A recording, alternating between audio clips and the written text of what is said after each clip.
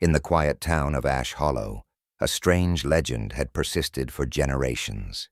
Every night at exactly 3:33 a.m., an old ghostly train was said to rumble through the forgotten station at the edge of town. The station had been abandoned for decades, its tracks covered in weeds and rust. Yet the locals swore they could still hear the mournful whistle in the dead of night. And if you were brave, or foolish, enough to visit the station at that hour, you'd see the train arrive. But this wasn't just any train.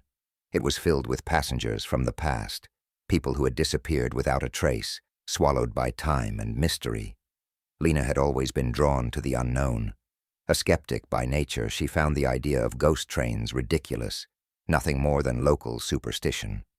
But as an urban explorer, she couldn't resist the challenge of debunking the legend once and for all.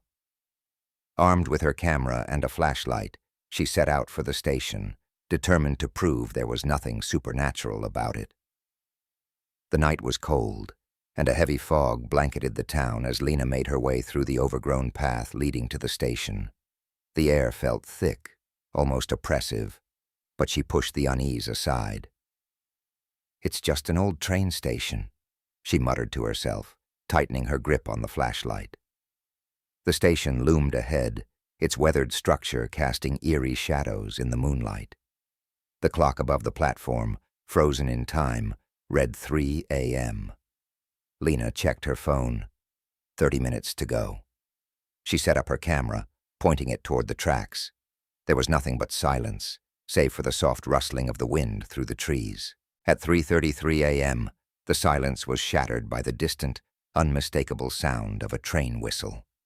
Lena's heart skipped a beat. "No way," she whispered, her pulse quickening. Out of the fog, the outline of a train began to emerge. It wasn't like any train she had ever seen. Its black, iron body seemed ancient, covered in soot and grime, as though it had been traveling for centuries. The train came to a stop in front of the platform, its doors creaking open with a slow, metallic groan. Lena stared in disbelief. She had expected nothing more than silence, but this was real. She felt a strange pull, an irresistible urge to step closer, to see what was inside. Against her better judgment, she climbed onto the platform and peered into one of the train's windows. The passengers were unlike anything she had expected. They sat still, their faces pale, almost translucent, as if they were barely there at all. Some were dressed in clothes from different eras, Victorian gowns, 1920s suits, old military uniforms, but all of them shared the same vacant, glassy-eyed stare. Lena's breath caught in her throat. These were the missing people, the ones who had vanished without a trace over the years. The realization hit her like a wave of cold air. Suddenly, a voice called out from inside the train. "Are you coming with us?" Lena spun around. Standing in the doorway of the train was a man in an old conductor's uniform, his face hidden beneath the brim of his hat. His voice was soft but commanding, like the whisper of a long-forgotten memory. Without thinking, Lena found herself stepping closer, her legs moving as if controlled by some unseen force. The conductor extended a gloved hand, beckoning her aboard. Every instinct screamed at her to run, but she couldn't stop herself. Just as her fingers grazed his hand, a sharp gust of wind howled through the station, breaking the trance. Lena stumbled backward, gasping for breath. The conductor's eyes glinted beneath his hat, and for the first time she saw his face, gaunt and hollow, as if he had been dead for years. "This is your only chance," he said, his voice colder now, darker. "No!" Lena shouted, shaking herself free of the spell. She bolted off the platform, her heart pounding as she raced back toward the town. Behind her, the train's whistle blew one last time, and when she dared to look over her shoulder, the platform was empty. The train had vanished, leaving nothing but the lingering scent of smoke in the air. Breathless and shaking, Lena collapsed onto the ground, staring into the darkness. She had seen it. The midnight train. It was real. And she knew, deep down, that if she had taken the conductor's hand, she would have never returned. Back in town, the whispers of Ash Hollow continued. But now, there was a new addition to the legend. The midnight train still came every night at 3:33 a.m., waiting for another soul to board. And if you were brave enough, or foolish enough, to step onto that platform, you might just disappear, never to be seen again. But Lena knew one thing for certain. She would never go back. Be sure to like, subscribe, and comment for more videos. In the quiet town of Hollowbrook, nestled at the edge of a vast, uncharted forest, rumors circulated of a hidden gateway to another world. The townsfolk spoke in hushed tones about a place where the laws of reality no longer applied, a place where time stood still, and the landscape defied all logic. This place was known only as the Mysterious Realms. It began with the disappearance of an old cartographer, a man who had spent his life mapping every inch of the known world. One day he ventured into the forest, determined to chart its unexplored depths. He was never seen again, but his journal was discovered years later, half buried under the roots of an ancient tree. Its pages told of a portal, hidden deep within the forest, that led to a world beyond imagination. Intrigued by the tales, a young woman named Alara decided to find the portal for herself. She was an adventurer at heart, always seeking the unknown, and the thought of uncovering a new realm filled her with excitement. Armed with nothing but the cartographer's journal and her own determination, she set off into the forest, leaving the safety of Hollowbrook behind. The forest was dense, the trees towering above like ancient sentinels, their branches intertwined to form a labyrinthine path. The deeper Ilara ventured, the stranger the forest became. The air grew thick with a strange energy, and the light seemed to bend and twist in unnatural ways. Time lost all meaning, and she felt as though she had been walking for hours, days, or perhaps mere moments. Finally, she reached a clearing where the trees parted to reveal a stone archway, overgrown with vines and glowing faintly in the dim light. The air hummed with power, and Ilara knew she had found the portal described in the cartographer's journal. With a deep breath, she stepped through the archway and into the unknown. On the other side, the world was unlike anything she had ever seen. The sky was a deep, swirling mix of colors, shifting from twilight purples to dawn pinks and fiery oranges. The ground was a mosaic of glowing crystals, each step creating ripples of light that danced across the landscape. In the distance, she saw towering mountains that seemed to float above the ground, their peaks shrouded in ethereal mist. Ilara wandered through this strange land, marveling at its beauty and strangeness. She encountered creatures that defied description, some with the elegance of mythic beasts, others that seemed to be made of pure light. The air was filled with the sound of distant melodies, as if the very realm itself was singing. But as she explored deeper, Ilara began to notice something unsettling. The landscape shifted when she wasn't looking. Paths she had taken vanished, and the sky grew darker, the colors more ominous. The creatures she had found enchanting now seemed to watch her with calculating eyes, and the once soothing melodies turned discordant and jarring.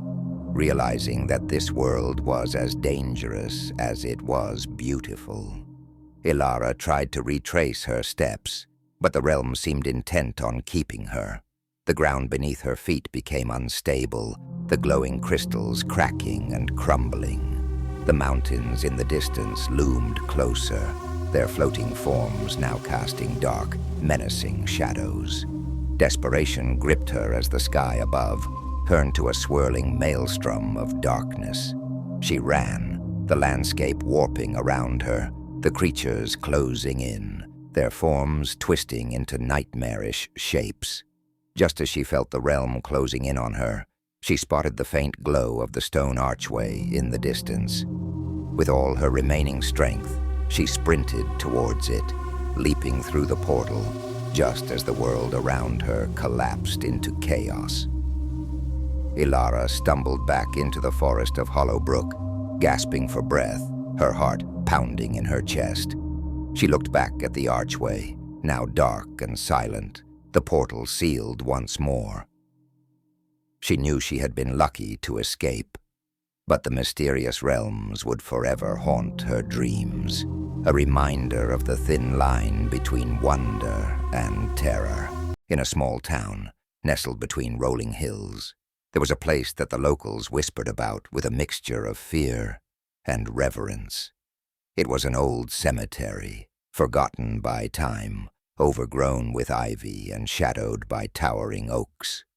But this was no ordinary cemetery. Those who dared to enter spoke of strange occurrences, of seeing things that should not exist, and of hearing voices from beyond the grave. They called it the Veil, the thin boundary between the world of the living and the realm of the dead. Isabella had always been drawn to the unknown. When she heard the rumors, she knew she had to study it for herself. Armed with her camera and a notebook, she set out one chilly autumn evening, determined to explore the mysteries hidden within the cemetery's ancient walls. As Isabella approached the cemetery, she felt a strange sensation, as if the air itself had grown denser, more tangible.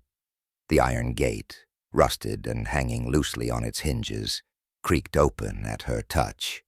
She stepped inside, and immediately the world around her seemed to shift. The wind, which had been gently rustling the leaves, fell silent.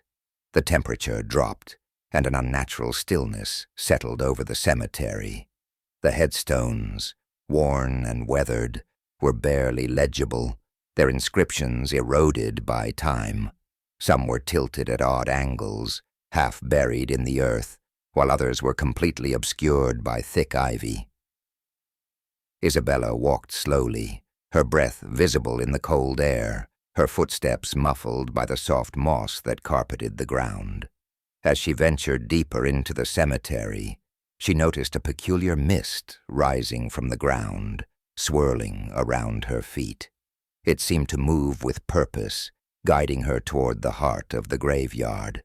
There, she found a mausoleum, its stone doors slightly ajar, revealing a darkness that seemed to pulse with a life of its own. With a mixture of curiosity and trepidation, Isabella stepped inside. The air inside the mausoleum was even colder, and she could feel a presence, something watching her from the shadows. She raised her camera, snapping pictures as she explored the interior. The walls were lined with plaques bearing names she didn't recognize, but one name caught her eye. Eliza Thorne, 1852 to 1891. Beneath the name was an inscription: "She walks beyond the veil, never to return." Isabella shivered, the weight of the words pressing down on her. She felt a sudden urge to leave, but as she turned to exit the mausoleum, the door slammed shut, plunging her into darkness. Panic surged through her, but before she could react, a soft glow began to emanate from the walls. It wasn't a light exactly, more like the faintest shimmer, as if the air itself was vibrating. And then she saw them. Figures, faint and translucent, began to materialize around her. They drifted through the walls, their forms barely solid, like mist caught in moonlight. Their faces were pale, their eyes hollow, yet they seemed to be searching, yearning for something just out of reach. Isabella stood frozen as the spirits moved around her, their whispers filling the air with a haunting melody that sent chills down her spine. "Who are you?" Isabella whispered, her voice trembling. The spirits turned toward her, their eyes locking onto hers. A woman stepped forward, her form more defined than the others. It was Eliza Thorne, the name from the plaque. She reached out a hand, her fingers almost brushing Isabella's cheek. "Help us." Eliza's voice was a mere echo, but it was filled with sorrow. "We are trapped beyond the veil, caught between worlds. You must find the key. Release us." Before Isabella could respond, the spirits began to fade, their forms dissolving into the mist. The glow vanished, and she was left alone in the mausoleum, the cold darkness pressing in from all sides. The door creaked open, and she stumbled out, gasping for air, her mind reeling from what she had just experienced. She knew she couldn't leave the veil just yet. The spirits needed her, and she was determined to uncover the truth, to find the key that would release them from their torment. But as she looked back at the cemetery, now shrouded in mist and shadows, she realized that she had crossed a line, one that could never be uncrossed. The world beyond the veil had touched her, and she would never be the same.